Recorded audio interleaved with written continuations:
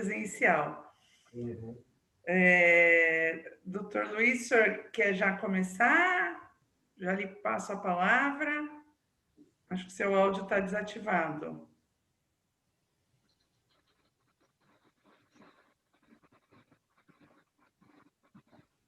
As proformas, né, doutor? Da UAB não tem jeito, a gente tem que...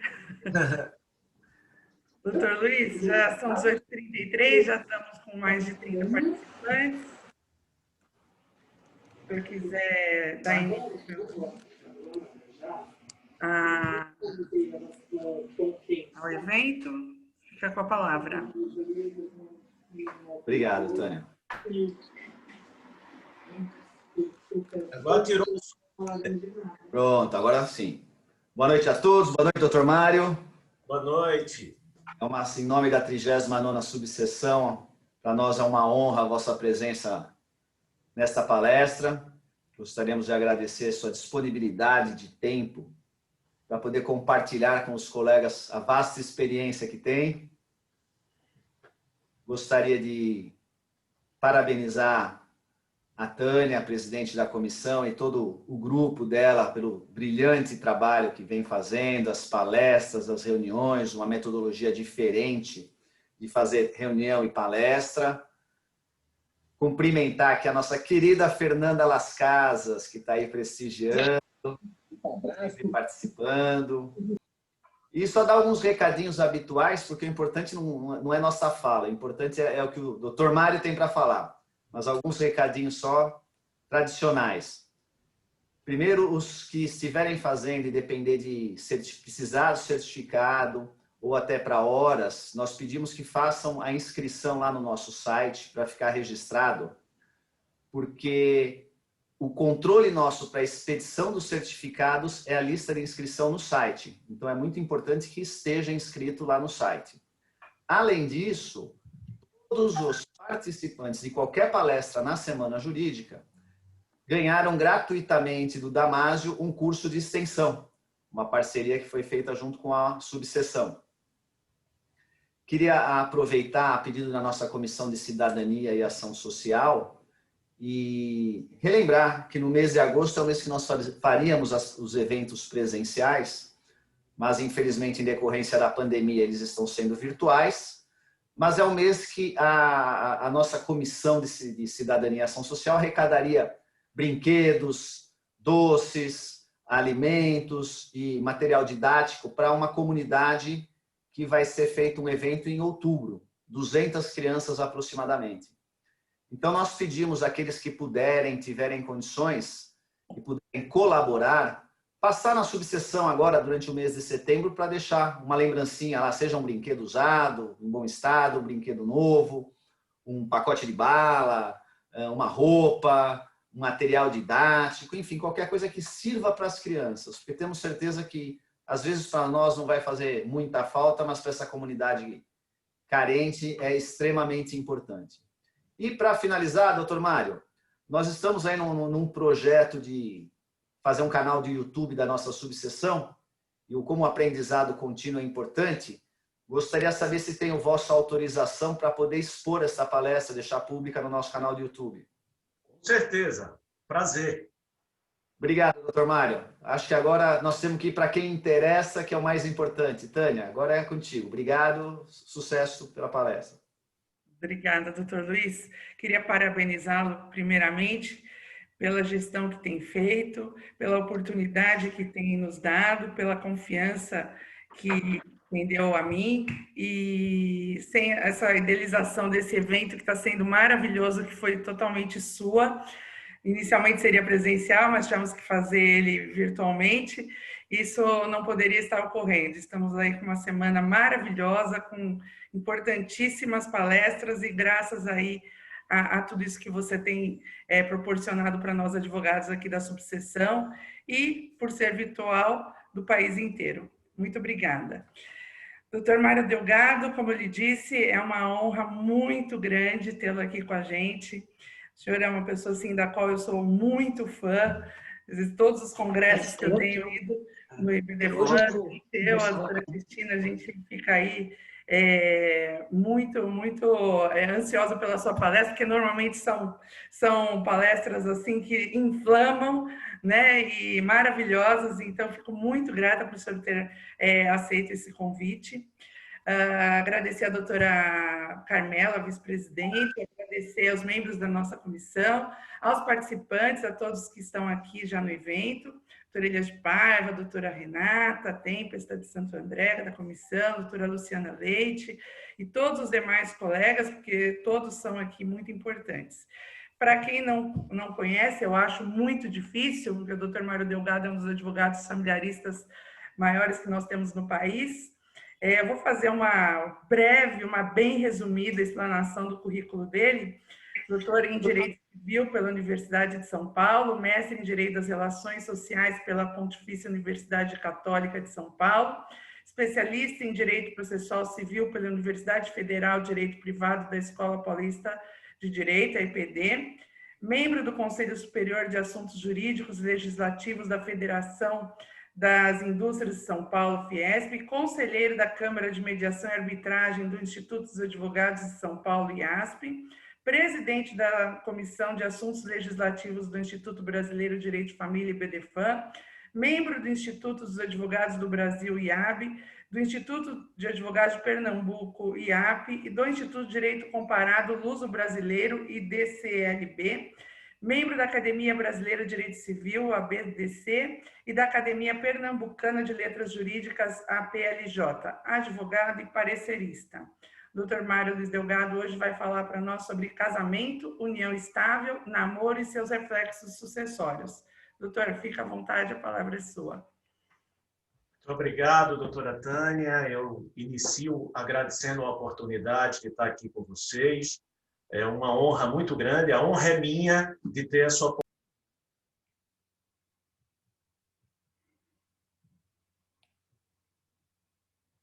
Desativou o seu som, doutor.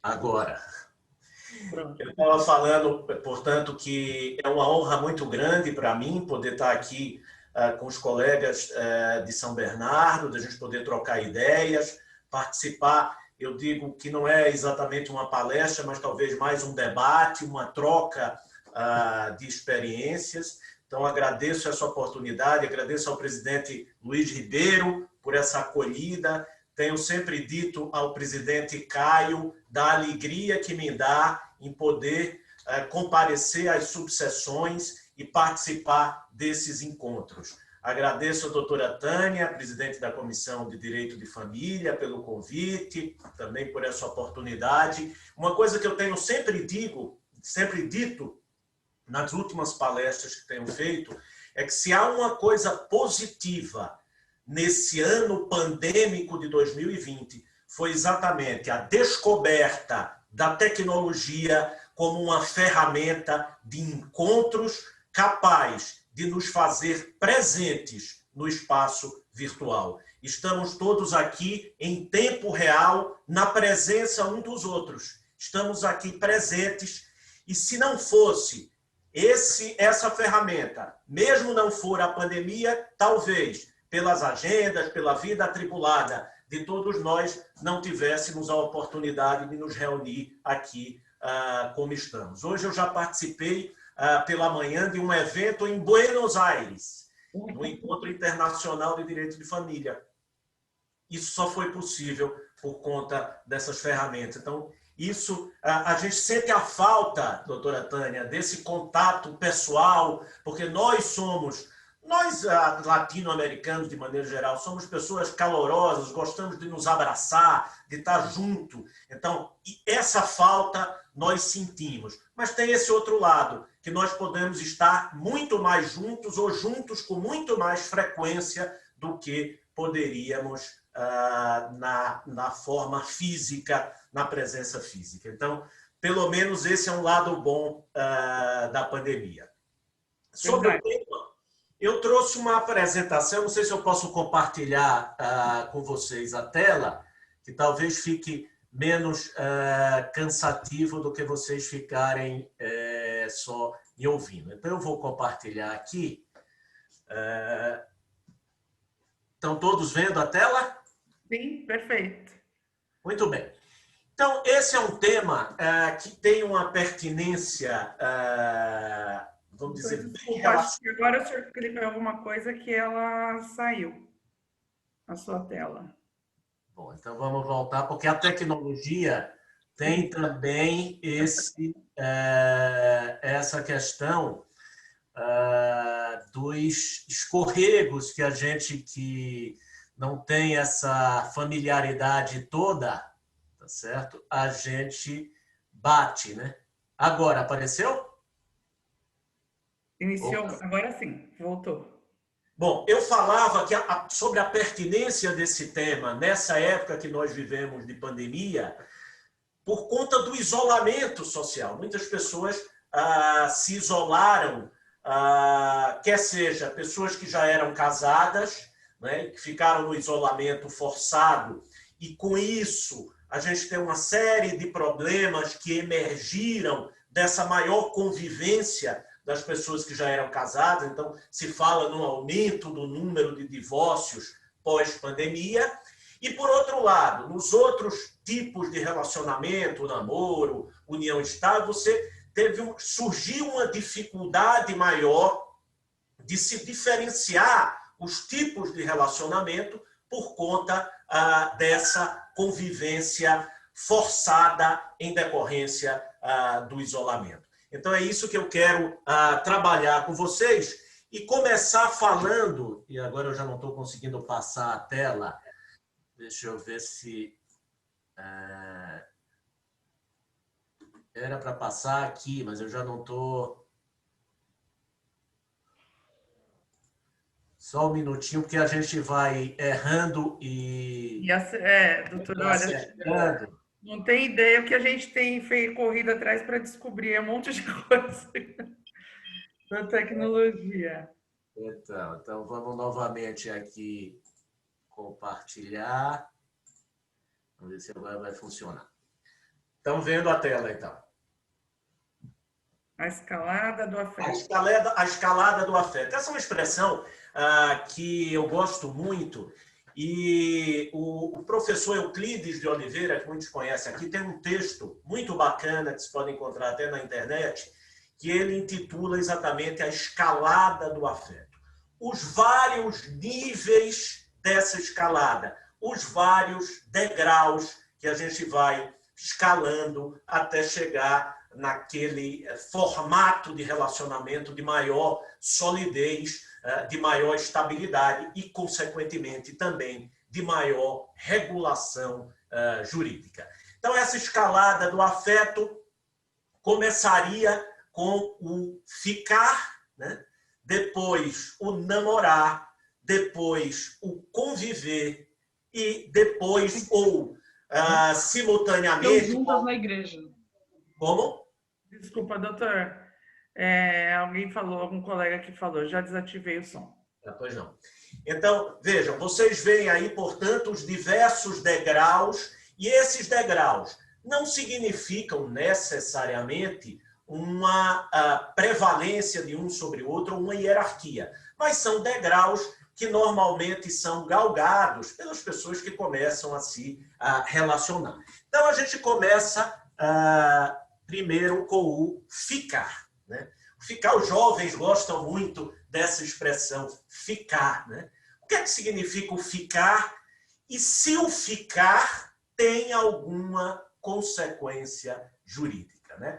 Então, o ficar, ele tem uma fase precedente, antecedente, que antecede ao ficar, que eles chamam, alguns chamam rondar, paquerar, flertar, às vezes se fala até em chavecar, né? São diversas expressões muito usadas, sobretudo para o pessoal mais jovem, né? Para demonstrar um interesse de alguém, não é? Ou por alguém, não é? Essa é a fase prévia, precedente. Depois, finalmente, há um contato mais próximo, não é? Que eles passam a chamar do ficar, né? E que depois ele evolui depois de algum tempo, quando a pessoa, isso tudo, o professor Euclides coloca muito bem no seu artigo, ele fez uma pesquisa com vários jovens, tá certo? Para exatamente saber como funciona essa dinâmica, que para nós mais velhos não é tão frequente, a gente não tem essa vivência que os jovens têm muito mais, mas a gente tem que analisar os relacionamentos afetivos também sob a ótica dos jovens, que constituem a maior parte da população. Então, depois de algum tempo, a fase seguinte ou subsequente ao ficar, depois que já ficaram, né, eles chamam de rolo, né? Quer dizer, está rolando alguma coisa. O que é que você tem com fulano? A gente está ficando, né? Este verbo no gerúndio, ou ficando, é mais do que ficar. Veja, que a gente já tem uma pequena escala, tá certo? Então, começou com o flerte, com a paquera, ficou, e esse ficou progrediu e foi se transformar em um ficando, né? Um ficando é mais do que ficou. E a questão que se coloca é: esse primeiro degrau do ficar possui alguma consequência jurídica no plano do direito de família ou do direito das sucessões? E nós vamos responder já negativamente. Esse tipo de relacionamento, esse primeiro degrau da escala do afeto ou da escada afetiva, ele é um relacionamento provisório, em regra. Muitos que estão nesse tipo de relacionamento não evoluem para outro formato, então ficam por aí, depois esse relacionamento se extingue. Então, esse relacionamento não tem efeitos jurídicos no direito de família e no direito das sucessões, vírgula, em regra. Mas vocês sabem que até o ficar, ou ficando, ou ficou, pode produzir efeitos jurídicos no direito de família, excepcionalmente. Primeiro, e mais óbvio, a gravidez, que resultar na filiação, um relacionamento, mesmo provisório, mesmo por uma noite só, pode gerar essa situação de gravidez que vai resultar nos vínculos de filiação, então efeitos para o direito de família, e vai resultar em efeitos para o direito sucessório, porque aquele filho é também herdeiro daquela pessoa, pouco importa se ele passou apenas uma noite, se foi apenas uma festa, e aquilo aconteceu. Então, você pode ter efeitos jurídicos para o direito de família e sucessões, mesmo no simples ficar. E você pode ter também efeitos jurídicos na seara da responsabilidade civil. E isso, infelizmente, tem acontecido com alguma frequência. Já se cunhou até a expressão revanche pornô, por exemplo, para divulgação de vídeos e fotos íntimas. Aliás, eu não entendo porque as pessoas mais jovens, especialmente, têm esse interesse ou essa fixação por um cinema pornô amador, não sei, né? Porque são tantas as situações que a gente vê, não é, desses conteúdos sendo divulgados em redes sociais, internet, e eu não entendo realmente por que você tem tanto esse tipo de conteúdo sendo trocado entre os jovens, mas tem. E essa divulgação pode, então, produzir efeitos jurídicos na seara da responsabilidade civil.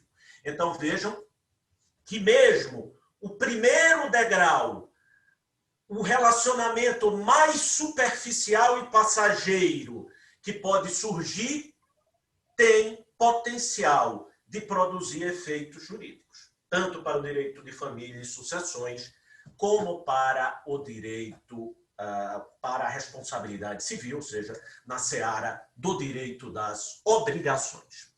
Prosseguindo a escada do afeto, a gente vem agora para a segunda forma de relacionamento, que é o namoro. Então, o ficar, que evolui para um ficando, pode se converter nesse segundo degrau, nesse segundo nível de afetividade, que é o namoro. Não é? E hoje, nesse período pandêmico, a gente está com muitos problemas que surgem a partir do namoro, por conta do que a gente vai falar ainda um pouco mais à frente, de diversos níveis que o namoro pode assumir. Então, o namoro, o que é que diferencia o namoro do ficar? Né? Para a maioria das pessoas, a diferença está na assunção de um compromisso. Não é? Então, as partes que se envolvem nesse tipo de relacionamento assumem o compromisso em relação ao relacionamento, que não significa necessariamente a fidelidade. Pode haver um namoro que eles chamam de aberto. Mas, em regra, você tem um compromisso. Um se compromete com o outro no sentido de ter um relacionamento mais estável, né? De poder cobrar do outro determinados deveres, ainda que não sejam deveres jurídicos, porque o namoro não gera efeitos jurídicos, só o casamento e a união estável, mas existem deveres informais que emergem do ajuste de vontades dos namorados. Então, no namoro existe essa assunção desse compromisso. Mas esse compromisso, ele não produz consequências jurídicas diversas do ficar.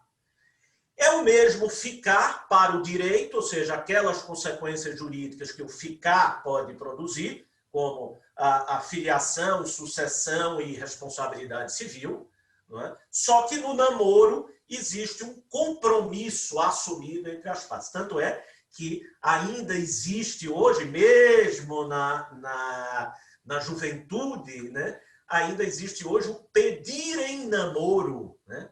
Ainda existe. Eu pensei que tivesse sido extinto isso nas gerações mais jovens, mas não, ainda existe. Né? Então, se pede, né? Quer namorar comigo, há um pedido, há uma formalização. E, com isso, se assume um compromisso. Mas esse compromisso, repito, não produz efeitos para o direito, a não ser efeitos negativos. E esse é um ponto importante, não é? Que eu ainda vou falar mais na frente, a questão dos contratos de namoro em relação à união estável, mas esse seria um efeito que o namoro produziria para fins do direito de família e sucessões, que seria o efeito de afastar outra forma de relacionamento afetivo. Então, se eu tenho um namoro, se eu estou me relacionando sob a forma de namoro, eu não posso estar me relacionando sob a forma de união estável, por exemplo. Né? Mas eu vou voltar a esse tema ainda dos contratos de namoro, que estão muito em voga nessa época de pandemia. Então, o namoro ele pode ainda evoluir para um grau mais forte, um namoro mais sério, um namoro mais comprometido. E esse namoro mais comprometido a gente vai chamar de noivado. Ainda existe noivado. As pessoas ainda noivam.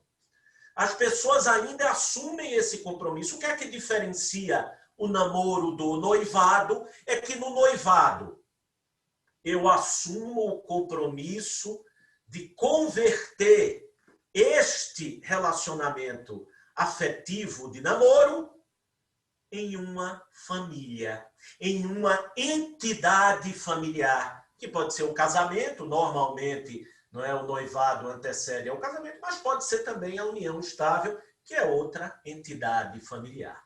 Então, quando eu passo do simples namoro para um noivado, eu estou dizendo os dois assumem reciprocamente o compromisso de que pretendem, que se nada os desviar desse caminho, que eles pretendem, num curto, médio, longo espaço de tempo, converter aquele relacionamento em uma entidade familiar, quer seja sob a forma de casamento ou de união estável.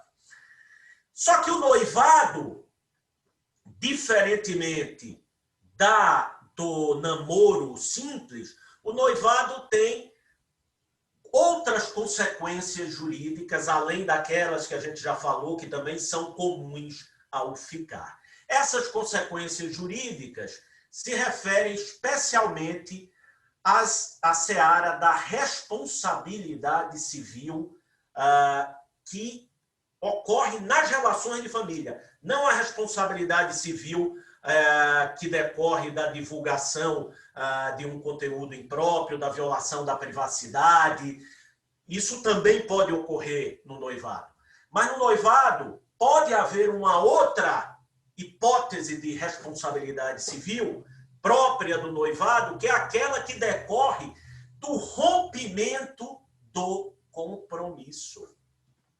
No noivado, o rompimento injustificado daquele compromisso assumido, né, aquele compromisso de converter aquele relacionamento numa entidade familiar, ela pode levar à responsabilidade civil. No passado, esse compromisso assumido, ele tinha inclusive uma formalidade maior e muitas vezes se fazia um pacto, que eram chamados de esponsais. Esponsais era o pacto dos noivos, né? E o rompimento desse pacto dava ensejo à responsabilidade civil. E hoje, a gente usa ainda essa expressão esponsais para aludir exatamente aqueles preparativos do casamento, aqueles preparativos da cerimônia. Então, é muito comum, e essas situações a gente encontra hoje ainda na jurisprudência, os valores ou o prejuízo material que teve a noiva, partindo do pressuposto que é a família da noiva que paga a festa do casamento, e aí a família já havia pago aquelas despesas e vem o noivo e rompe o compromisso. Essa é uma das hipóteses mais comuns, mais frequentes de indenização por rompimento do noivado.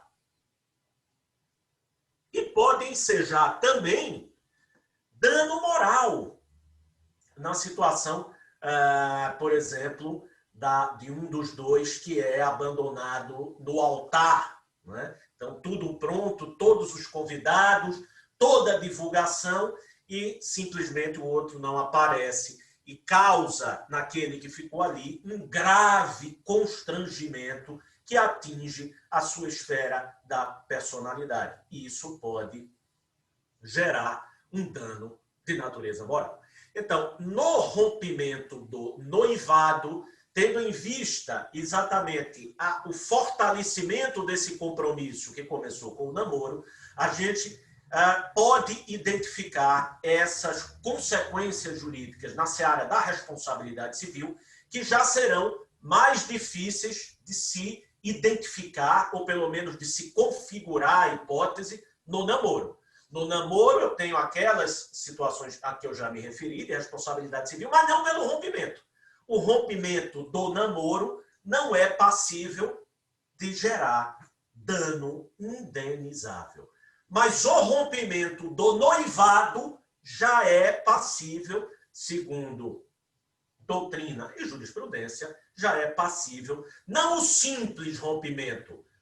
Ninguém é obrigado a prosseguir no relacionamento e casar ou constituir união estável, mas a forma, a circunstância e o momento do rompimento, e especialmente se um dos dois já antecipou, adiantou despesas relativas à cerimônia ou à casa que compraram juntos, a compra de móveis, enxoval, todas essas despesas podem caracterizar um dano indenizável, não é? Que vai ser buscado numa pretensão de reparação civil e que não vai ocorrer no rompimento de um simples namoro. Fora isso, no âmbito do direito de família e das sucessões, não haverá outros efeitos, tá certo? Não há efeitos sucessórios no namoro. Tanto é que a grande alegação nas demandas que envolvem caracterização de união estável, sobretudo quando essa pretensão ela é formulada após a morte do outro, exatamente para habilitação no inventário, a grande alegação é não era união estável, era só um namoro. Por quê? Porque o namoro, ainda que já esteja no nível de noivado, não possui efeitos sucessórios. Já tinha saído até os proclamas, mas o sujeito morreu. Infelizmente, morreu antes de converter o namoro, o noivado, em casamento e, portanto, não haverá direitos sucessórios. O cônjuge casado, separado de fato há menos de 2 anos, esse ainda tem direitos sucessórios. Esse pode se habilitar no inventário, mas já estava separado há quase 2 anos. Não importa, a lei atribui ao cônjuge direitos sucessórios mesmo após a separação de fato, mas não antes do casamento. Morreu um dia antes do casamento, não há direito sucessório para o sobrevivente. Por quê? Porque ainda era namoro, ainda que fosse noivado, ainda que fosse nas vésperas do casamento, mas sem se consumar o casamento pela celebração, não há direitos sucessórios. O namoro pode produzir outros efeitos na seara do direito de família. E aqui eu vou fazer uma diferença, eu criei essa distinção de namoro puro e namoro impuro, me inspirando na distinção que doutrina e jurisprudência faziam antes da Constituição de 88 entre concubinato puro e concubinato impuro. O concubinato puro equivale à união estável hoje. E era aquela relação de fato entre pessoas que não possuíam impedimentos para o casamento, mas que viviam juntos sem se casarem, por opção. E aí a doutrina chamou isso de concubinato puro. E havia outras situações de pessoas que tinham impedimento para o casamento. Pessoas que estavam casadas e convivendo com outro cônjuge e mantinham um relacionamento paralelo. Aí a doutrina chamou esse relacionamento de concubinato impuro, que seria o concubinato adulterino. E por que eu estou falando aqui em namoro puro e namoro impuro? Fazendo a comparação ou a analogia com o concubinato puro e o concubinato impuro. Então eu chamo de namoro puro o namoro entre pessoas que estão desimpedidas ao casamento e à união estável. Se quiserem, mas na frente elas podem se casar ou constituir união estável. E namoro impuro entre pessoas, ou pelo menos uma delas, que não possam constituir união estável ou casamento, porque ainda estão casadas e convivendo. E por que eu faço essa distinção de namoro puro e namoro impuro? Porque existe uma figura jurídica, e aí é outra forma de relacionamento afetivo, que é o concubinato.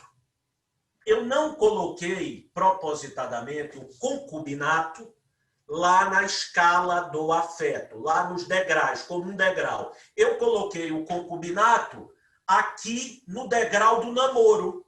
Só que um namoro que eu chamo impuro, porque seria um namoro adulterino, onde uma das partes mantém o casamento e tem um relacionamento paralelo estável. Não é uma saída, um passeio, não. Um relacionamento estável. E aí vocês veem na tela o artigo 1727, que traz o conceito de concubinato. O que é concubinato? relações não eventuais entre o homem e a mulher impedidos de casar. Esse é o conceito de concubinato. Então, o concubinato eu estou chamando aqui na nossa escala do afeto de namoro impuro.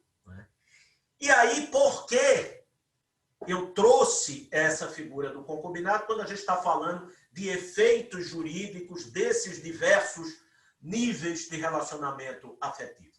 Porque o concubinato tem um efeito jurídico importantíssimo na seara do direito de família, quando ele constitui causa de extinção da obrigação alimentar. E vejam aí, voltando para a tela, o artigo 1708. O que é que diz? Com o casamento, a união estável ou o concubinato do credor, cessa o dever de prestar alimentos. E a gente sempre pensa nesse artigo como causa de extinção de alimentos entre ex-cônjuges.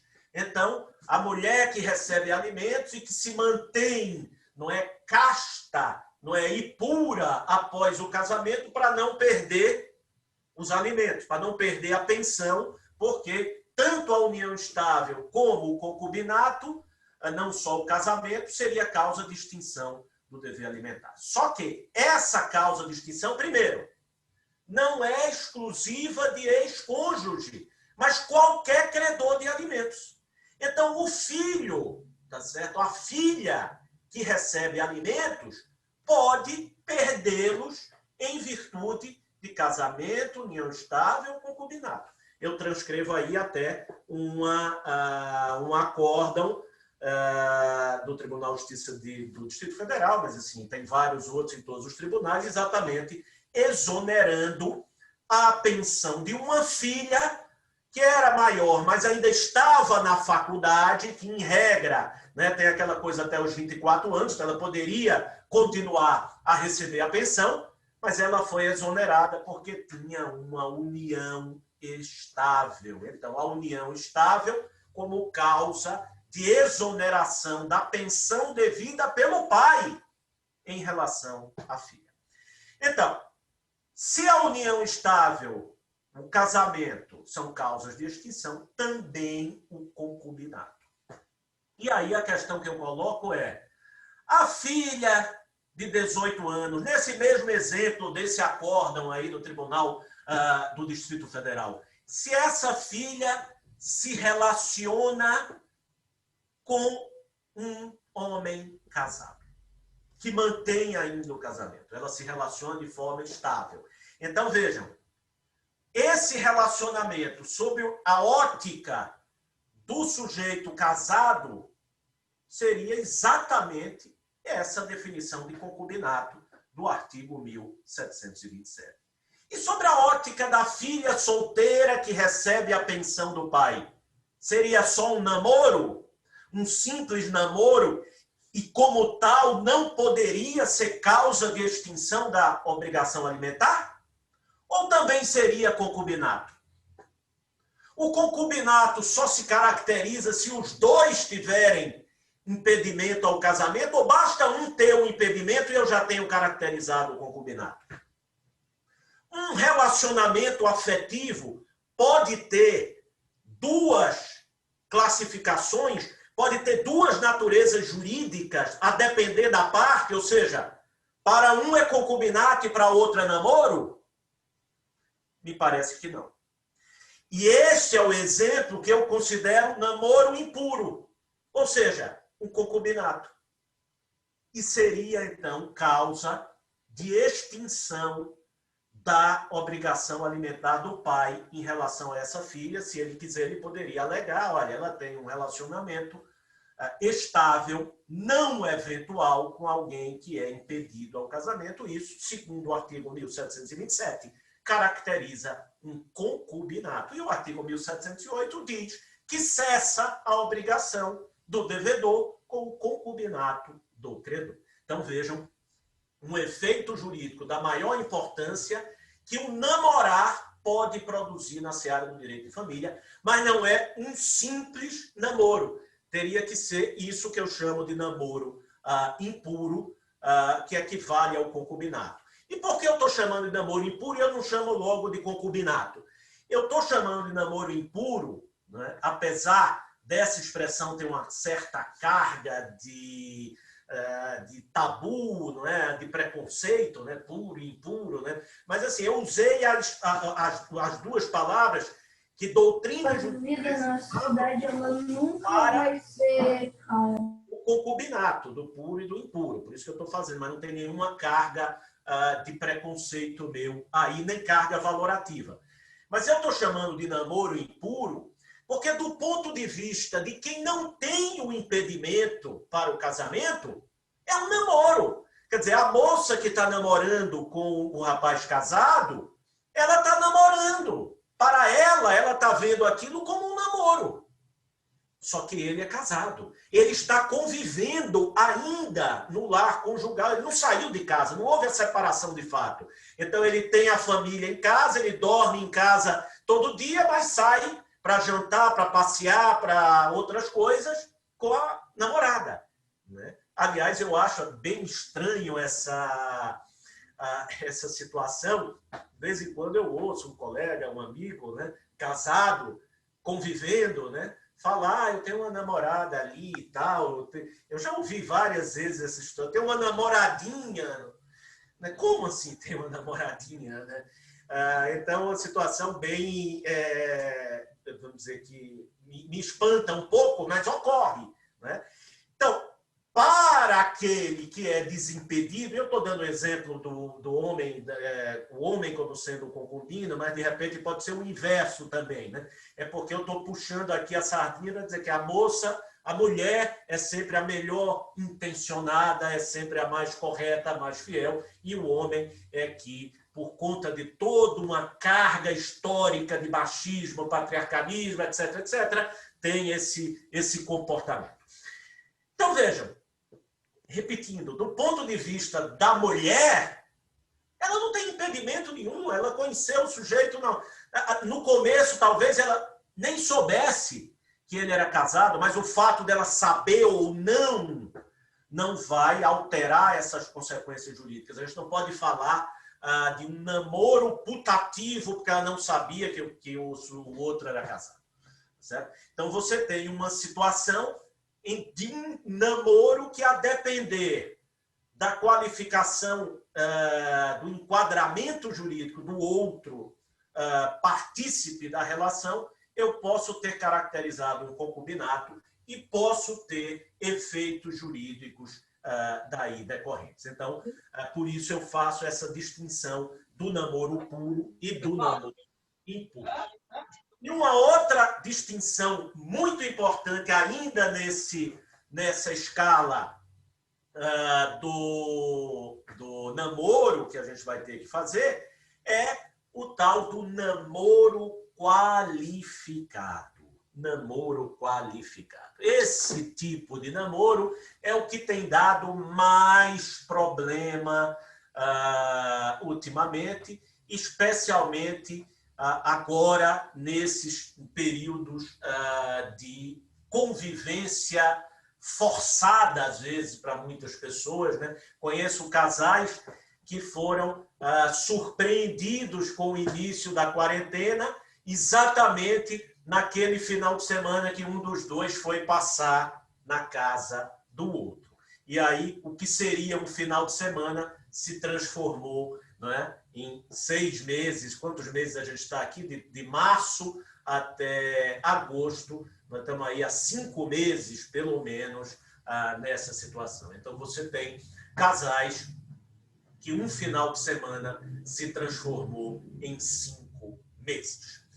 E essa situação do namoro qualificado, ela é extremamente polêmica, porque a distinção do namoro qualificado para o namoro simples e para a união estável, a gente vai ver que é essencialmente subjetiva. Né? Eu tenho uma carga de subjetividade muito grande para fazer essa distinção. Então, qual seria a característica do namoro qualificado que diferencia do namoro simples é que o namoro qualificado, ele tem algumas características que levariam a se confundir, que o tornariam assemelhado à união estável. Na maioria das situações, esse elemento que aproxima o namoro qualificado da união estável é a convivência sob o mesmo teto. Ou seja, namorados que moram juntos. O morar junto não é requisito indispensável para caracterizar a união estável, tanto é que existem uniões estáveis de pessoas que moram em casas separadas, da mesma forma que pessoas casadas podem morar em casas separadas. E, a contrário senso, o só fato das pessoas morarem sob o mesmo teto não caracteriza de per se a união estável. Então, podem existir namorados que moram juntos. Então, você tem, como eu coloco aí na tela, um namoro que é público, que é contínuo, que é duradouro, já faz anos. Eu conheço namorados, né, até o pessoal fala, o sujeito está enrolando a menina faz não sei quantos anos, tem muito isso, né? É o namoro qualificado, tá certo? Onde não há objetivo de constituição de família. E esse é o traço diferenciador do namoro qualificado para a união estável. É o objetivo de constituir família. E porque na união estável, a gente sabe que a gente tem, pela definição do 1723 do Código Civil, uma união pública, contínua e duradoura, vírgula, com o objetivo de constituir família. Esta redação da parte final do artigo 1723, ela pode levar a uma conclusão equivocada, qual seja a de que esse objetivo de constituir família pode se dar no plano futuro. É um objetivo. Ora, objetivo de constituir família um dia, quem sabe, qualquer um de nós pode ter, até com uma pessoa que passe na rua. Mas, poxa, que pessoa interessante, eu até que constituiria uma família com ela. A gente disse até brincando, né? Com essa eu casaria? Quem já não disse isso? Com essa ou com esse eu casaria, né? Ou seja, isso não é um objetivo de constituir família? Com essa pessoa eu casaria? Mas num plano futuro, remoto, eventual, do talvez, da hipótese. Quando a lei fala em objetivo, na verdade não é objetivo como sinônimo de desejo de constituir família, mas sim a efetiva constituição de um núcleo familiar com aquela pessoa. Então, quando a gente fala nessa distinção do namoro qualificado para a união estável como sendo esse objetivo de constituir família, eu coloquei aí na tela, no tempo presente, tá certo? E não como uma projeção para o futuro. Então, o namoro qualificado, embora público, contínuo e duradouro, não apresenta o objetivo de constituir família, ao menos no tempo presente, mas sim como uma mera projeção para o futuro. Planos para o futuro e não planos atuais. Esse é o ponto de distinção entre o namoro qualificado e a união estável. Esse objetivo de constituição de família como um plano presente. Eles estão juntos e estão planejando ter um filho. Eles estão adquirindo um imóvel, já estão lá no banco fazendo o contrato ou dando os documentos para tirar o financiamento que eles querem adquirir uma casa própria. Tá certo? Então, você ter planos concretos, atuais, presentes de constituir família, aí sim, aliado aos outros requisitos, publicidade, durabilidade, continuidade, aí você terá a união estável. No namoro qualificado, eu não tenho esse último requisito, esse plano presente de constituição de família. Tem os outros, a publicidade, a durabilidade, estão lá há anos, não é? Muitos moram juntos conheço vários casos de namorados que moram juntos, por razões diversas. A mais comum, a mais frequente, é exatamente são as razões financeiras. Namorados, vou dar um exemplo, aqui em São Paulo é o que mais tem. Médicos que fazem residência médica, eu conheço 2 ou 3, que saíram de suas cidades do interior, onde cursavam a faculdade, vieram morar em São Paulo por conta da residência médica e passaram a dividir um apartamento. Exemplo dos mais comuns. Então, os casais que passam a morar juntos por questões financeiras não constituem união estável porque estão morando juntos. Continuam namorados. Mas esse namoro, a gente vai dar esse adjetivo, a gente vai acrescer ele, de qualificado, porque quem olha de fora pode pensar que trata-se de um casal casado ou convivente em união estável. Então, o porteiro do prédio está lá, está vendo um casal que mora junto. Não foi explicado para o porteiro do prédio, para o zelador, ou mesmo para um vizinho de outro andar, qual era a natureza jurídica daquele relacionamento. Então, essas pessoas podem pensar que se trate de uma união estável, de um casamento. Eles não estão vendo. Então, o namoro qualificado tem essa ilusão. Para quem está de fora, pode parecer uma união estável. E daí, o grande perigo do namoro qualificado, a grande dificuldade, e por isso que eu falei da carga subjetiva, é que a união estável é uma situação de fato. E como situação de fato, né, a doutrina costuma falar que é um ato-fato jurídico, porque é um ato jurídico cujas consequências já estão rigidamente previstas na lei, ela prescinde de qualquer formalização. É uma situação de fato.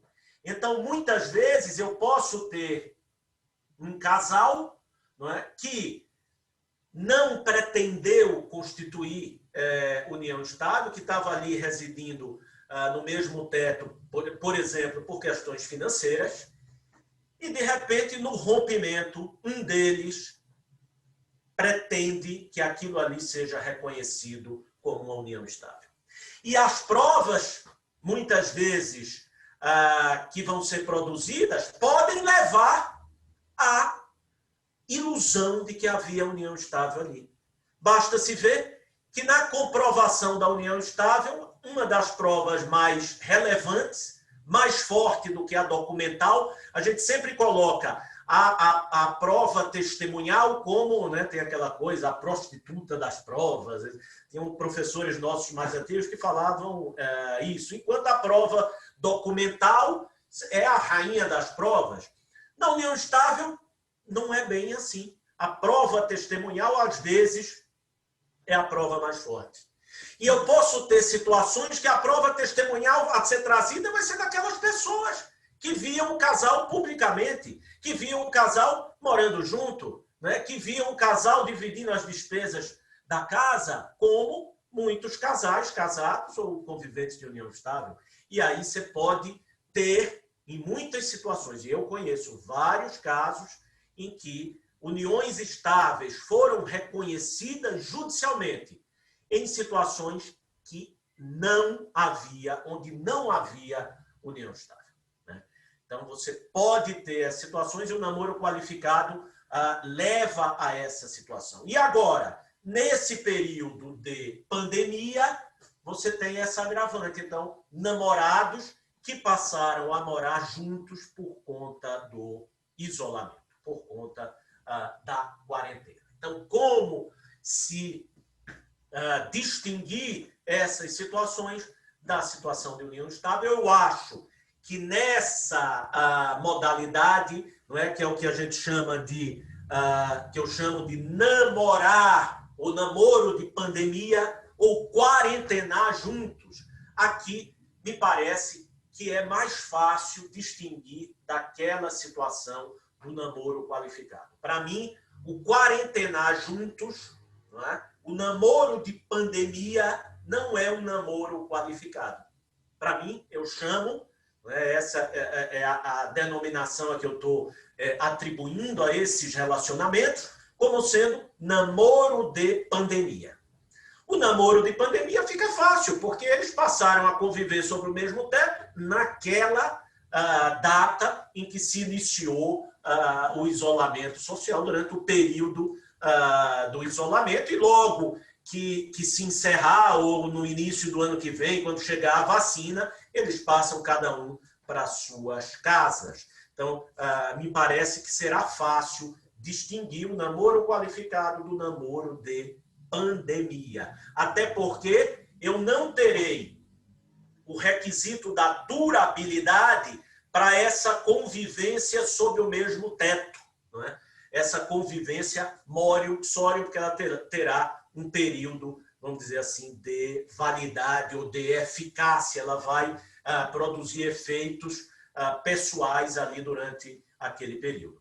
Esse namoro de pandemia, onde não existe essa convivência ostensiva, até porque se eles estão no mesmo teto por conta da quarentena, eles não estão batendo perna em tudo que é lugar público, convivendo de forma pública, não é como se exige para união estável. Então, no namoro de pandemia, não há essa convivência pública, por óbvio. Então, é muito mais difícil você querer transformar um namoro de pandemia em uma união estável. Ainda assim, muitos estão preocupados, e aqui nos nossos escritórios nós já tivemos várias consultas e já fizemos vários contratos desse tipo, ficam preocupados em celebrar um contrato de namoro. Um contrato de namoro. Esse tipo de pacto é extremamente polêmico. Muitos são os autores que sustentam a invalidade desse tipo de contrato por ilicitude do objeto. Eu discordo dessa posição. Eu acho que esse tipo de contrato é plenamente válido. Não há qualquer mácula no que tange a validade desse tipo de contrato quanto ao objeto, ou seja, pelo fato do objeto ser a regulação desse tipo de relacionamento que a gente chama de namoro. Não há qualquer mácula na validade. Não obstante, o que pode acontecer com esses tipos de contrato é eles não terem eficácia. Então, a gente tem que distinguir os planos. Uma coisa é o plano da validade, outra coisa é o plano da eficácia. Então, esses contratos, eles podem não produzir efeitos, né? Quando a gente fala em plano da eficácia, a gente está falando no plano da produção de efeitos. Então, pode ser que esse contrato não produza efeitos. Quando não produzir efeitos? Quando a relação exteriorizada no mundo dos fatos diferir daquela que foi exteriorizada no instrumento. Se eu digo que é um namoro no papel, mas me comporto como se for união estável, então o contrato não vai produzir efeitos, porque ele não vai se sobrepor ao plano dos fatos. E a união estável, como eu falei, é um ato-fato jurídico. Então, o plano dos fatos se sobrepõe ao plano das formalidades. Para a constituição da união estável, não há requisito de formalidade, não há forma.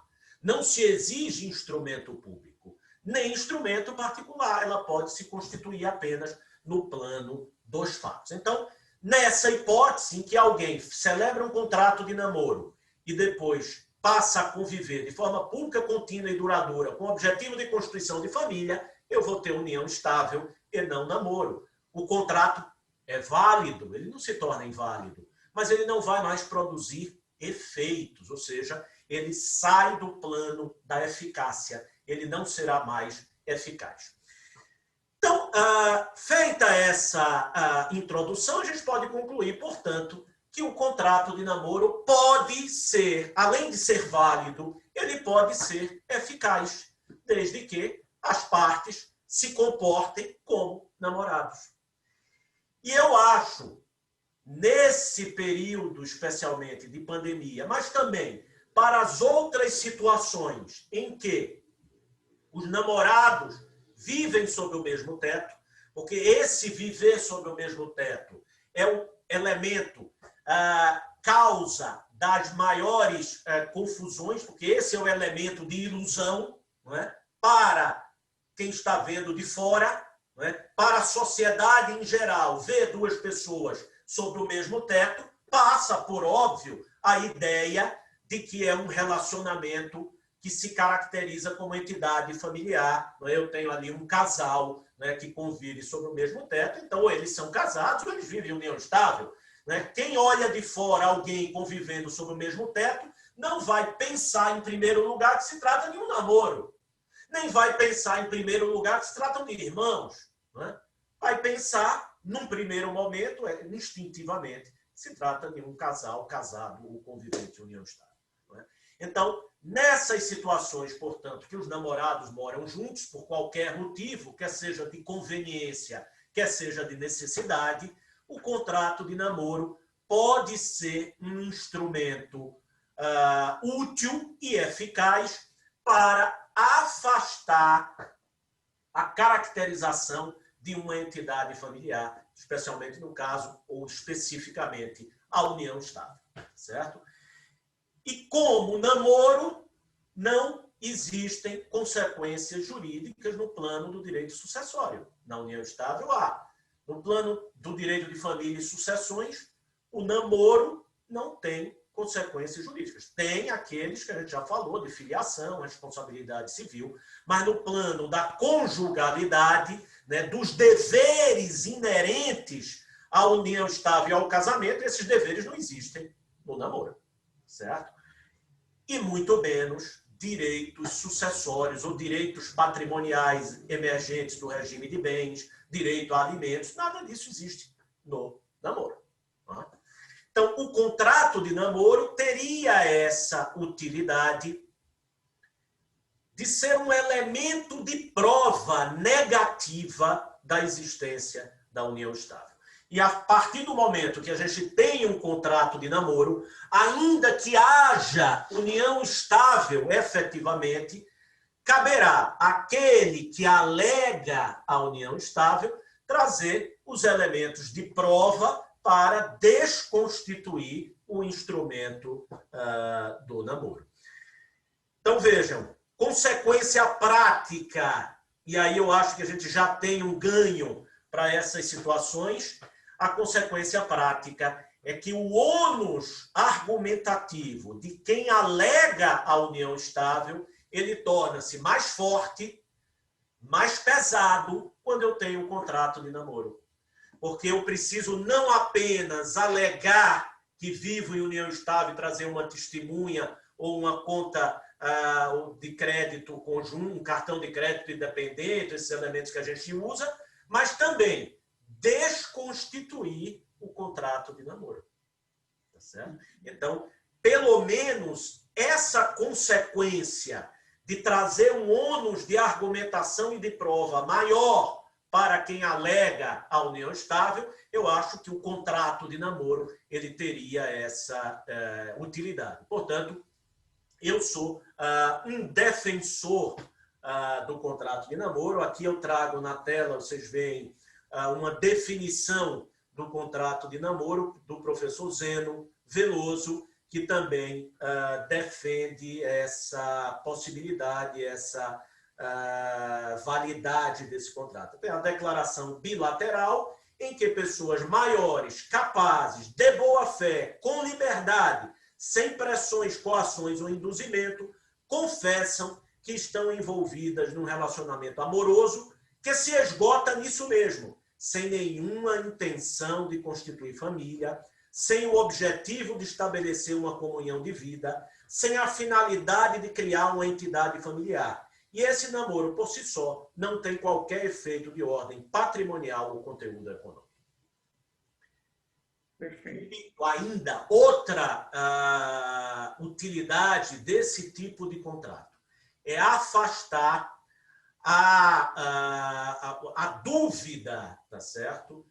Que pode haver entre as partes, porque é muito comum a gente ver em disputas concretas alguém dizer que era só um namoro e este que defende que era só um namoro acredita que era só um namoro e o outro alega que era união estável e acredita que era união estável. Ou seja, um estava só namorando, mas o outro se envolveu ao ponto de achar que aquele namoro, e porque eles passavam os finais de semana juntos, e porque viajavam juntos, né, estavam juntos em todas as datas importantes, em todo Natal, Ano Novo, Carnaval e Páscoa, para ela ou para ele, aquilo era união estável. Para o outro, era só um namoro.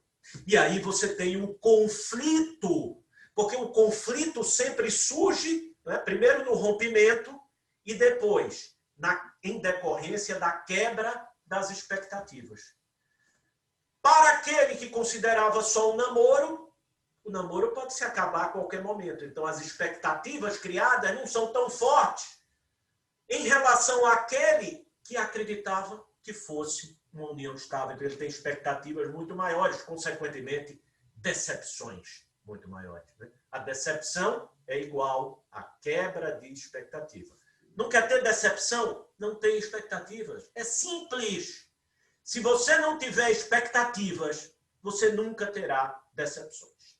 Então, no relacionamento afetivo é assim. Portanto, o contrato de namoro serve para deixar claro para os dois qual é o relacionamento. Ó, assina aqui, nosso relacionamento é esse. Para mim é esse. Você está achando que é outra coisa? Ah, eu estou achando que é outra coisa, eu não vou assinar. Ah, então eles resolvem, mas você coloca as cartas na mesa. E não vai ter exatamente esse conflito que vai decorrer das diferenças ou da intensidade das expectativas de cada um. Então, eu penso, portanto, que esse contrato de namoro tem uma grande utilidade para colocar as cartas na mesa e para que o casal possa efetivamente dialogar de forma clara, não é? Sem que um se sinta ludibriado pelo outro. Eu digo a vocês, trazendo um pouco da minha experiência prática nessa seara, que eu já fiz, inclusive, não só contrato de namoro, mas eu já fiz também distrato de namoro. Eu ia perguntar isso para o senhor, mas não estava querendo interromper. É necessário fazer o distrato, doutor? Principalmente nesses casos das quarentenas, né? Da quarentena? Veja, eu não acho, respondendo a sua pergunta, que é imprescindível se fazer esse distrato. Eu acho que uma vez tendo o contrato, não é, você já afastou em relação àquele relacionamento o elemento da união estável. O distrato, se você vai sair de casa, não está mais convivendo no mesmo teto, é um distrato quase, quer dizer, o distrato pode se dar no plano dos fatos, eu quero dizer isso, ou seja, um namoro que foi contratado, ele não precisa ser distratado da mesma forma que foi contratado. Ele pode ser distratado no plano dos fatos. Mas o distrato, 3 distratos já de namoro, de pessoas que não haviam contratado formalmente o namoro. Entendi. Esse é que eu acho mais importante. Então, eles moravam juntos e acabaram o namoro. Ou tinham esse relacionamento de finais de semana juntos, que é a situação mais frequente. Finais de semana, viagens e datas importantes. Cada um passava o Natal na casa de um, com a família de um, o Ano Novo com a família de outro, depois invertiam no ano seguinte, mas cada um tinha sua casa, mas tinha uma característica que um dos dois poderia alegar que era união estável. Então, eu fiz o distrato para deixar claro que eles estavam rompendo o relacionamento, mas que o relacionamento rompido era namoro, não era união estável. e a outra parte, né, quer dizer, concordando, assim, as partes declaram e reconhecem que mantiveram um relacionamento de namoro assim assado por tanto tempo, que se encerrou agora, etc. E esse distrato, eu penso que ele tem uma força até maior do que o contrato, em termos de produzir efeitos jurídicos, né, no plano da eficácia, porque eu tenho ali as duas pessoas declarando que viveram um namoro. Então, qualquer um deles que depois de assinar esse documento vier alegar que era união estável, ele está exatamente incorrendo no que a gente chama de quê? Comportamento contraditório. Era um venire contra factum próprio, certo? Ele está violando a boa-fé objetiva. E aí eu acho que esse comportamento pode ser repelido com a boa-fé. A não ser que ele alegue, claro, vício do negócio jurídico, aí é outra coisa. Ele pode alegar um vício do consentimento, foi pressionado, se sentiu coagido, né? Aí é outra situação. Mas simplesmente dizer, não, eu assinei o namoro, mas na verdade era união estável, não vai caber ele alegar isso, porque seria exatamente uma manifesta violação da boa-fé objetiva. Então, eu acho que o distrato sobre esse aspecto tem, portanto, uma força até maior do que o contrato. Porque o contrato, as pessoas passam a conviver de outra forma, ele vai perder a eficácia. Mas o distrato me parece ainda mais importante. Bom, e finalmente, saindo do namoro, a gente chega agora nessa entidade familiar chamada união estável e que também a gente poderia chamar, vocês vão rir, mas a gente poderia chamar de entidade jabuticaba. E por que eu chamo de entidade jabuticaba? Porque ela só existe no Brasil. Essa união estável que nós conhecemos, ela não existe em outros países. Em outros países, a gente tem, em Portugal, eles chamam união de facto. Na França, eles chamam Pacto de Solidariedade Civil. Né? Então, nos Estados Unidos, você tem o Common Marriage e tem também as uniões livres.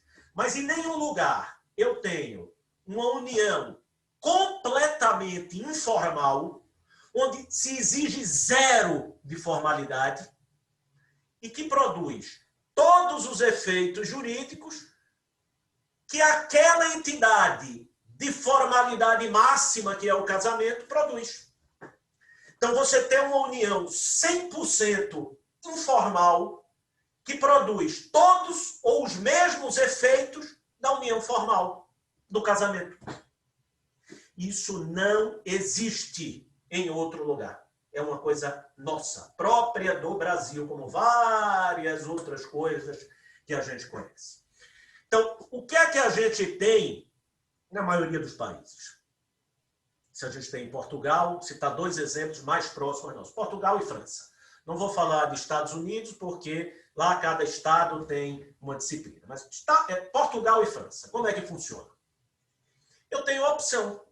Eu posso ter uma união completamente livre, sem documento algum, é uma opção minha, mas nessa opção, essa união não vai gerar efeito algum, eu não posso colocar um companheiro sequer como dependente meu do clube, né? Eu sou sócio aqui do Atlético Paulistano, eu não posso incluir como dependente. Não posso incluir como dependente no plano de saúde. Não há direito sucessório algum. Direito de meação, muito menos. Não há direito, porque essas pessoas escolheram uma forma de união que é completamente livre de uma regulação estatal. Então, essa é a união livre. Agora, eu não quero casar, mas eu quero que a pessoa com quem eu estou convivendo tenha alguns direitos, a gente quer formalizar alguma coisa, eu quero que ela seja minha dependente no plano de saúde. Ah, você quer? Então, tudo bem, formaliza. não precisa casar, não precisa se submeter às formalidades do casamento, mas faz um contratinho, certo? Então, tanto em Portugal como na França, esses contratos de união de fato são feitos por instrumento público, certo? Em Portugal tem a conservatória, que vale ao registro aqui, notarial, que vai fazer o contrato. Então, eu quero formalizar, eu formalizo. Então, eu tenho a união de fato, que vai ter não os mesmos efeitos do casamento, mas vai ter alguns efeitos também. Não necessariamente idênticos, mas pode ter efeitos sucessórios, pode ter efeitos na divisão dos bens, né, nos alimentos, porque eu formalizei. Mas eu tenho a opção, que me parece lógico. Aqui no Brasil, nós não temos opção alguma. Até tem um texto meu que eu abordo essa questão, e vocês encontram na internet, que eu chamo o paradoxo da união estável, um casamento forçado. A união estável é, no Brasil, por isso que eu chamo jabuticaba, um casamento forçado. Casal não vou no casar, eu não quero casar, quero viver uma união mais livre. Vem o Estado e diz, não pode. Se você está vivendo com essa pessoa dessa forma, então aqui os efeitos. O Estado invade a sua casa. O Estado arromba a porta da sua casa para dizer quais são os seus direitos e, mais, pior, os seus deveres. Olha, se ela sair de casa, se ele sair de casa, você tem o dever de pagar alimentos. Olha, você tem o dever de dividir os bens adquiridos durante esse relacionamento. E mais, se você morrer, ela é herdeira igual aos seus filhos, em relação aos bens que você tinha antes da união estável, aos bens particulares. Então, é uma situação paradoxal. Como é que uma união que se quer livre, que é informal, que é uma alternativa ao casamento, vem o Estado, e aqui vamos especificar, é o Estado juiz, não é o Estado legislador. O Estado legislador não chegou a esse ponto, fez algumas distinções importantes. Vem o Estado juiz e acaba com as distinções que o Estado legislador havia feito. E a situação hoje da união estável é que você vai dormir com uma pessoa e acorda com o Estado na sua cama. É isso que ocorre na união estável. A união estável é isso. Então, em razão disso, nós temos toda uma gama de problemas relacionadas à união estável, porque ela produz os efeitos máximos do relacionamento afetivo, que são os efeitos do direito sucessório e do direito civil, especialmente os efeitos patrimoniais. Então, tá vivendo junto, não fez contrato, partilha todos os bens que adquiriram no período. Regime de comunhão parcial, ainda que o bem foi adquirido só no nome de um deles. E os bens anteriores? Os bens anteriores, pelo menos, não comunicam. Não comunicam o próprio bem. E os frutos? Lembrem-se que no regime da comunhão parcial, entram na comunhão os frutos dos bens particulares. Então, todos os bens que o sujeito tinha uma empresa enorme antes, aí passa a viver em união estável, terminou, tudo bem, ela não vai pegar metade da empresa, mas todos os lucros distribuídos a essa pessoa, a esse empresário, metade é do outro, da outra. Certo? Então, as consequências são gravíssimas. E a pior delas é exatamente são os efeitos sucessórios. Né? Hoje a gente está vivendo uma pandemia em relação à questão da união estável com efeitos sucessórios. Né? Porque o Supremo Tribunal Federal, há 2 anos atrás, no julgamento de um recurso extraordinário, equiparou os efeitos sucessórios de casamento e união estável. Equiparou. O que quer dizer que tanto o cônjuge como o companheiro concorrem com os filhos do outro, não precisa ser filhos comuns, com filhos do outro, pelos bens particulares, não é pelos bens comuns. Então, vejam, o sujeito teve um casamento anterior, tem filhos do casamento anterior. tem um patrimônio acumulado antes, passa a conviver em união estável e depois vem a falecer. O companheiro sobrevivente vai ter direito a receber a mesma cota, o mesmo valor do quinhão que couber a cada um dos filhos.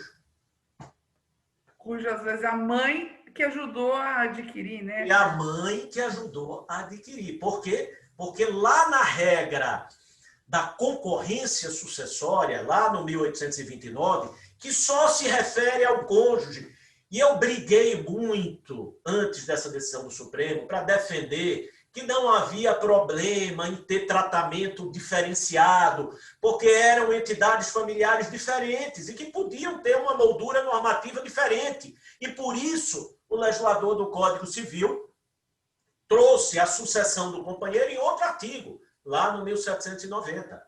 Mas não adiantou nada e eu fiquei até honrado de, no julgamento, esse julgamento ter sido por maioria e que 2 votos vencidos citaram essa minha posição a favor da constitucionalidade do artigo 1790, que era o artigo que tratava da sucessão na união estável. Então, mas fomos vencidos e o Supremo disse que se aplicaria o 1829, que era o do cônjuge, só do cônjuge, mas também se aplicaria a união estável. E o que diz o 1829? Que no regime de comunhão parcial e também no regime de separação, então não adianta você fazer um pacto de separação, o sobrevivente concorre com os filhos do outro e vai ter direito a um mesmo quinhão, ou talvez até um quinhão maior do que o dos filhos, que pode acontecer. E aí tem uma regra lá, que é a do 1832, que diz que na concorrência com filhos comuns, o sobrevivente tem direito a receber, no mínimo, 1/4 da herança. Então, se tiver mais de 3 filhos, o sobrevivente ainda recebe mais do que os filhos. Então, é uma situação que é gritante em relação à união estável e que não guarda adesão social. As pessoas não, a sociedade, de um modo geral, não está satisfeita com essa decisão do Supremo. E aí eu exemplifico para vocês com um tipo de consulta que eu recebo com bastante frequência no meu escritório, que é exatamente no tocante à formalização do relacionamento por casais que estão reconstruindo as suas vidas. Então, hoje, eu falava isso outro dia, deixa eu ver se eu já estou passando da hora, doutora Tânia, faltam 5 minutos. Na verdade, teríamos mais 5 minutos, doutor. Então, assim, não vou olhar aqui para a gente concluir. E eu falava ficaria a noite inteira aqui. Eu falava sobre novas entidades familiares e eu divagava com a plateia para perguntar qual é, então, o formato de entidade familiar que predomina no Brasil hoje, não é? Se é o casamento, a união estável, né? Ou outro arranjo, pessoas solteiras, namorados. E a conclusão, que não é estatística, mas é instintiva, é que o formato de família mais frequente hoje é a chamada família recomposta, ou família reconstituída, ou também chamada de família mosaico, que são 2 pessoas que já possuem um histórico conjugal e parental, ou seja, pessoas que já se separaram, se divorciaram, que têm filhos, que conhecem outra pessoa e que reconstrói as suas vidas. Esse me parece que caminha para ser um formato mais frequente de família. E essas pessoas chegam no escritório com a seguinte pergunta: bom, nós estamos namorando, tá certo? Eu tenho meus filhos, ela tem os filhos dela, e nós queremos formalizar nossa relação. Qual seria o formato ideal? Casamento ou união estável? Depende, o que é que vocês querem exatamente? Não, nós queremos formalizar e queremos deixar claro para os nossos filhos que nenhum dos dois vai concorrer com eles pelo patrimônio que cada um de nós construiu no passado. Então, O que é que o senhor nos aconselha nesse momento que a gente quer formalizar isso? Qual o arranjo melhor? E eu vou ter que dizer que não existe, porque a única forma de vocês ficarem plenamente seguros, tá certo, é se tornarem indigentes, né? Ou seja, doa tudo, todo o patrimônio logo para os filhos, fica sem nada, só com usufruto. E aí vocês estão tranquilos. Eu não me conformo em dar essa resposta. Não me conformo. Então, em razão desse inconformismo, eu defendo duas teses que ainda são minoritárias na doutrina, que ainda não foram experimentadas na jurisprudência, mas em relação às quais eu estou absolutamente convicto. A primeira delas é que o companheiro não é herdeiro necessário. Então, o companheiro, mesmo após a decisão do Supremo Tribunal, ele não se tornou herdeiro necessário. Ele continua sendo um herdeiro facultativo. O que significa dizer que cada um dos companheiros pode testar a integralidade do seu patrimônio a favor dos filhos, por exemplo, excluindo o outro. Eu defendo firmemente essa tese, eu estou convicto dessa tese e tenho escrito sobre isso em várias publicações e tenho, inclusive, dado alguns pareceres sobre isso. Então, com esse problema, ou com essa conclusão, a gente resolveria a situação do companheiro e eu poderia dizer para esse casal: façam uma união estável, formalizem sob a forma de união estável e aí cada um faz o seu testamento e está resolvido. Muito bem. Para a união estável, eu resolvo com isso. E para o casamento? E aí vocês veem meu último slide aí na tela, falando sobre o casamento, onde eu destaco o protagonismo do cônjuge na sucessão. O cônjuge se tornou o personagem mais importante da sucessão, não importa se ele está casado há 30 dias, há uma semana ou há 50 anos, né? Ele que vai recolher grande parte da herança. E como é que eu resolvo agora para o cônjuge o problema? Eu estou me casando, eu não quero união estável, eu quero me casar. Mas eu não quero que o meu cônjuge, nem ele quer que eu concorra com os filhos em futura sucessão. Qual é a solução? Não dá para dizer que não é herdeiro necessário, porque aí eu tenho regra expressa no Código Civil, que é o artigo 1845, dizendo que o cônjuge é herdeiro necessário. Então não há como dizer que o cônjuge não é. Então eu não posso fazer um testamento excluindo completamente o cônjuge, né? Posso dispor de 50%, mas não de 100%. E qual seria a saída? Aí vem a segunda tese que eu estou defendendo, também já escrevi sobre isso, vocês vão encontrar em várias revistas na internet e tenho dado pareceres, que é a possibilidade da renúncia prévia, tá certo, do cônjuge ao direito de concorrer com os filhos do outro. Essa renúncia prévia pode se dar em pacto antinupcial, se quiser, durante o casamento, ou pode se dar mesmo, quer dizer, antes do casamento em pacto, ou mesmo durante o casamento, qualquer um dos dois pode manifestar por escrito em instrumento público, porque renúncia a direito sucessório se dá por instrumento público, pode manifestar essa renúncia.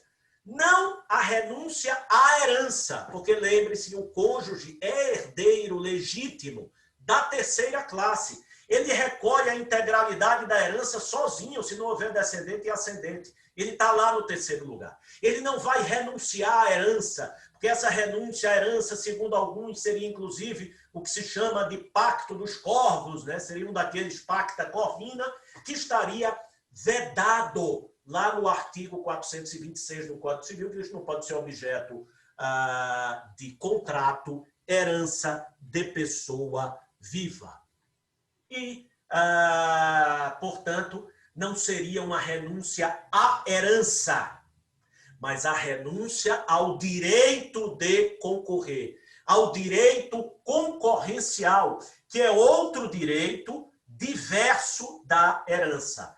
A herança é uma coisa, direito concorrencial é outra. Então, eu defendo que essa é a solução para o casamento, tá certo? Que é essa renúncia prévia ao direito de concorrer. E a última coisa aqui, agora mais 30 segundos para concluir, é falar dessas uniões paralelas ou poliafetivas, são duas situações diversas, né? A união paralela é alguém que já tem uma união estável, um casamento, e mantém em outro locus outra entidade, outra união, com as mesmas características de publicidade, durabilidade e objetivo de construção de família. Essas são as uniões paralelas ou simultâneas.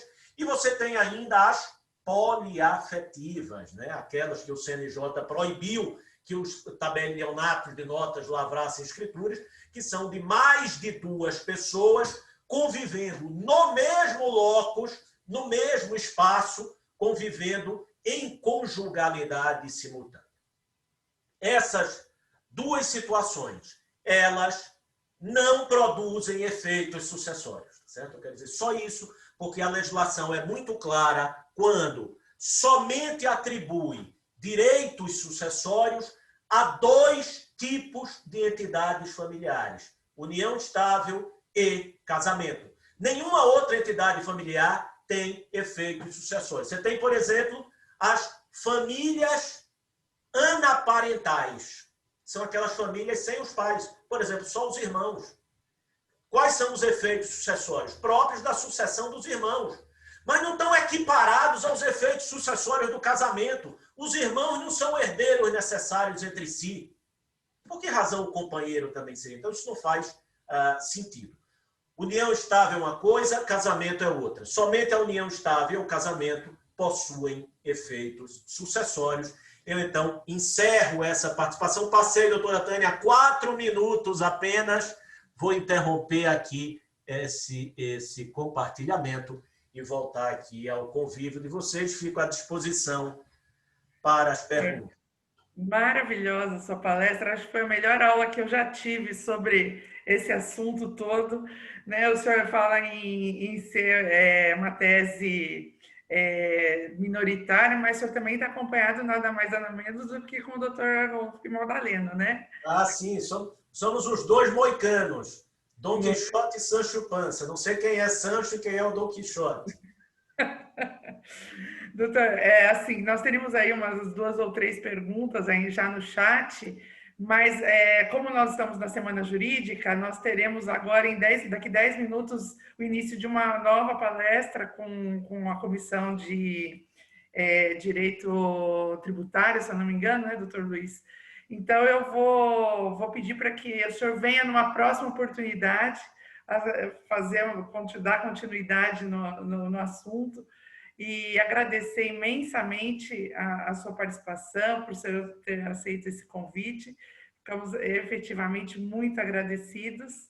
Acho que todos nós aproveitamos muito aí os seus ensinamentos. E eu queria passar a palavra ao doutor Luiz, fazer as considerações dele e depois passar para o senhor. Muito obrigada. Obrigado. Bom, como esperado, fantástico, doutor Mário. Realmente surpreendente. Aqui novidades, curiosidades. Eu já não sei se é bom casar, namorar, união estável. Essa jabuticaba nossa aqui, eu já não sei o que é bom. Mas obrigado pela participação, pela presença. Tenho convicção que todos saíram daqui assim um pouquinho mais instigados. Bastante situações diversas, né? Só tenho realmente a agradecer. Gostaria de novamente agradecer aqui a doutora Fernanda, nossa parceira aqui em São Bernardo, e mandar um abraço especial para um grande amigo nosso que está participando aqui da live. Eu não tinha visto ele no começo, eu vi ele agora no final. Grande trabalhador aqui da Ordem, advogado importante aqui na região também, como todos que são, mas é um dedicado, é um abnegado trabalhador da Ordem, que hoje está lá na CASP, que é o nosso amigo doutor Elias de Paiva. Sei que ele está participando aí, queria dar... Eu agradeci no começo, doutor. É? Eu agradeci ele. Eu esqueci. Então, depois que eu vi, eu falei, não, podemos desprezar. Elias é patrimônio da nossa ordem.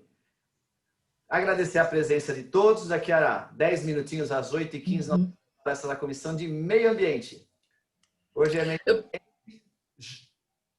Diga, Posso Fernanda. dar uma palavrinha? Claro.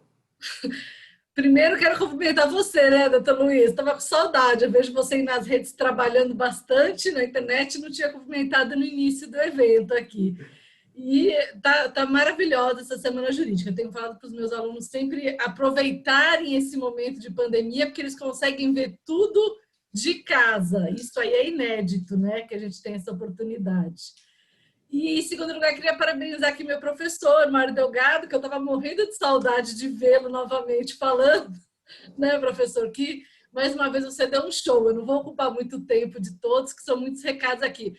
Professor, estou com saudade. Beijo. Já está nas nossas redes sociais as palestras de sexta-feira e de sábado. E amanhã à noite, como a gente vem divulgando que tinha uma surpresa, né, que nós estávamos finalizando, então já podem ver lá, vai estar no Instagram logo mais. Nós vamos ter uma pequena palestra com uma ministra do TST, falando sobre a pandemia no TST, e logo em seguida uma palestra sobre direito de família, advocacia na família 4.0 com o Dr. Maestro. E depois 3 apresentações musicais.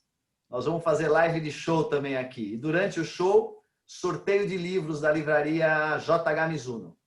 E no sábado, finalizando a Semana Jurídica, após a última palestra, sorteio de uma pós-graduação do Damásio. Então acompanhem, aproveitem. Deve estar entrando nas redes sociais as informações, se não hoje, amanhã de manhã no máximo.